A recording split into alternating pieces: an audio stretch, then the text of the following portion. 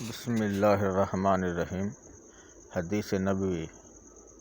سیدنا جریر بن عبداللہ رضی اللہ تعالیٰ عنہ سے مروی ہے کہ رسول اللہ صلی اللہ علیہ وآلہ وسلم نے فرمایا، اسلام کی بنیاد 5 چیزوں پر رکھی گئی ہے: اللہ تعالیٰ ہی معبود برحق ہونے کی شہادت دینا، نماز قائم کرنا، زکوٰۃ ادا کرنا، بیت اللہ کا حج کرنا اور رمضان کے روزے رکھنا۔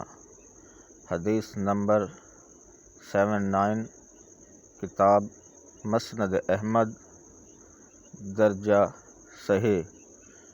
اس طرح کی اسلامی معلوماتی ویڈیو دیکھنے کے لیے چینل سبسکرائب کریں۔ شکریہ۔